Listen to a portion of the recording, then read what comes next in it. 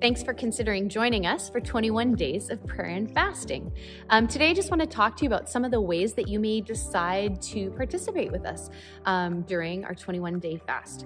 So first of all, some of you may be trying to exclude yourself from the prayer and fasting because you feel like, oh, I can't. I have a health condition, I'm pregnant, I'm this, I'm that, I have to take medication. You can join us for prayer and fasting. First of all, you can join us for prayer. Number two, you can join us even for fasting. So here's a couple of ways how. Number one is you don't have to just fast food. Yes, biblically, fasts were about food, but bottom line is fasting is about sacrificing something so that you feel it and you have a reminder and a cue to focus on spiritual things. We tend to get so focused on our physical needs and prioritize our physical needs so highly that we sometimes need to reset, and we need a reminder that our spiritual selves are more important than our physical selves. Our spiritual selves are going to be ourselves that live forever, and our bodies have a shelf life. They will expire. And so we want to take time to remind ourselves of that and to feed and nourish our spirits and our souls. Jesus said, I am the bread of life, and whoever eats of me will never be hungry again. He satisfies, he nourishes our spirits. And so often we are trying to nourish something within ourselves that we're using food to try to nourish something in ourselves that is not even a physical thing. And so we can fast from things that are not food. We could fast from maybe certain activities that we enjoy. In the past, we've recommended that you do some sort of a technology fast. Right now, this would be more difficult than ever to do a technology fast. Most of us, our work, our school, our church, and almost all communications with anyone outside our household is done through technology. So you might have to get creative to do a technology fast, but there are some social media platforms and different things that you probably just use for entertainment that you would feel it, but you would be just fine, and you could function appropriately and properly for 21 days without those things. That may be a place for some of you to start, especially those of you maybe who are not happy with how much time you're spending on some of those apps and things. Maybe they're just really taking your time and distracting you. Maybe they're not healthy. This may be a time where you want to cut those things out for the next 21 days. Even for those of you who have underlying health conditions, have physical needs maybe that are somewhat extraordinary, you can still fast. Here is how. Number one, disclaimer, check with your doctor first. If you have any medical needs, if you have any concerns, check with your medical doctor. I'm 99% sure they would say that this is fine. In fact, they'll probably ask you to do this fast, and they might even ask you to continue this fast. Beginner fast, fasting 101. If you've never fasted before, or if you have some medical reasons that you need to eat very regularly, this is what I would recommend for you. I would recommend a junk food fast. Basically, that just looks like no refined sugar, no trans fats, no fried foods, no junk food of any kind. That will be difficult. You will feel it, especially if you eat quite a lot of sugar. They say sugar is highly addictive. And so if you can't fast very intensely, this would be a great way for you to fast. It would be very healthy for you. And even though you're allowed to eat, we all know we have those cravings we really want. For me, it's like chips and fries. There will be times that I will want that desperately over the 21 days, even though there's other things I could eat. I would feel that, and that would be a cue to me. That would be a reminder to me to think about the Lord, to pray, to read my Bible, to nourish myself with things that will last, not just something that's going to go through my system and not even really benefit me. That's number one. That's the basic level that I would say probably we can all do, no matter what our physical health restrictions may be.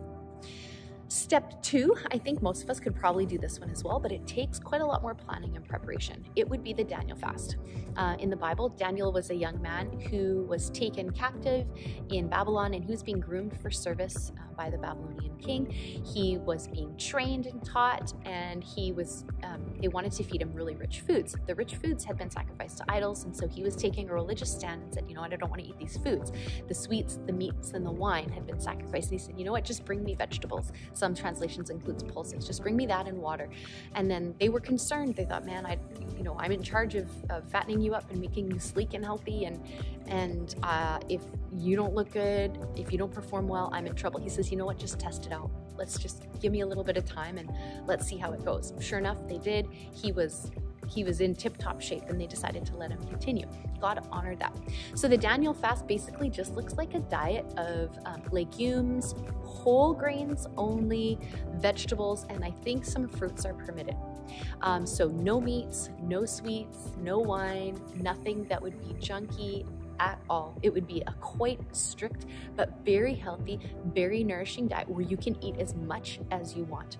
The trick with that one is if you're not used to eating a vegetarian diet or you're not used to cutting out snacks, it will take quite a lot of willpower and preparation. So make changes to your grocery list now if you're wanting to do a Daniel fast.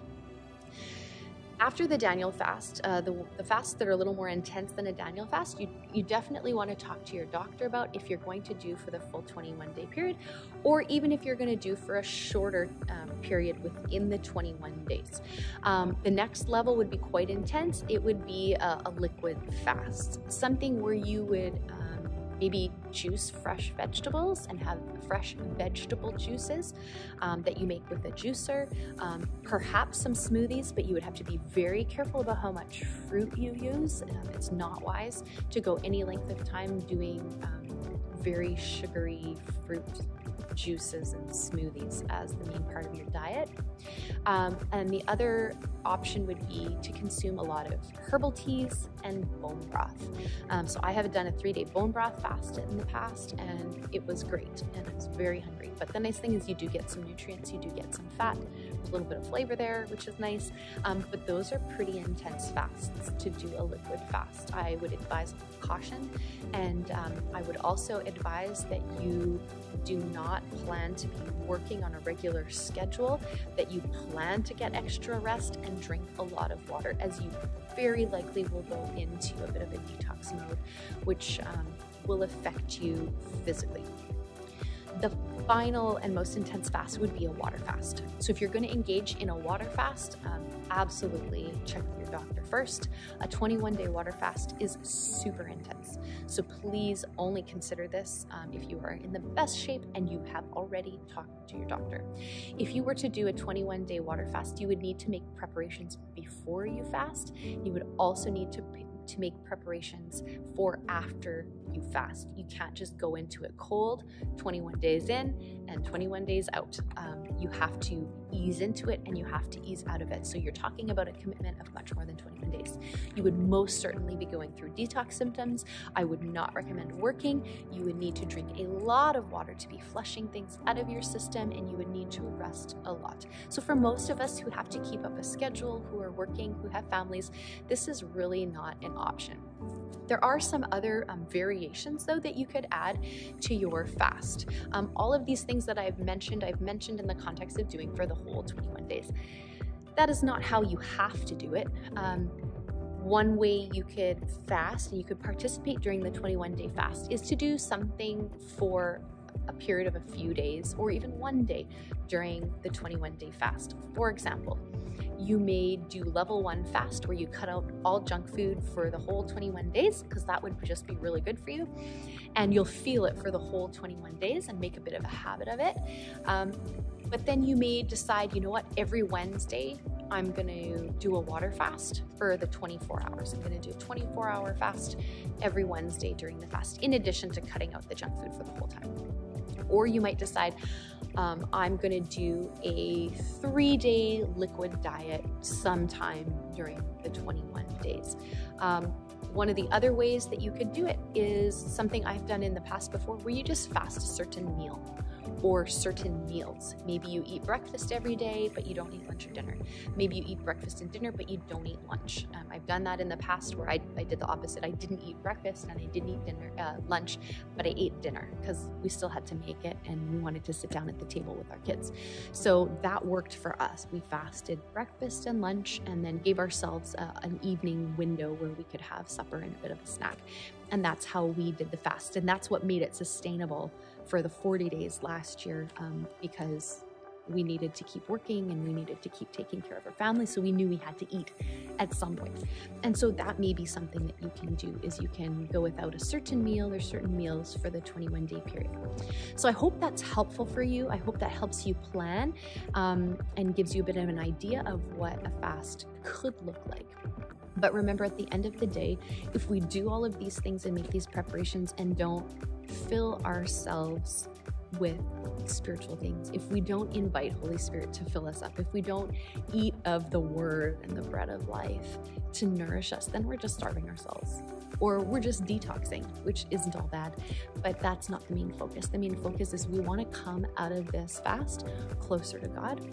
We want to come out of this fast having dedicated the beginning of our year to the Lord. And so we want it to have a spiritual purpose.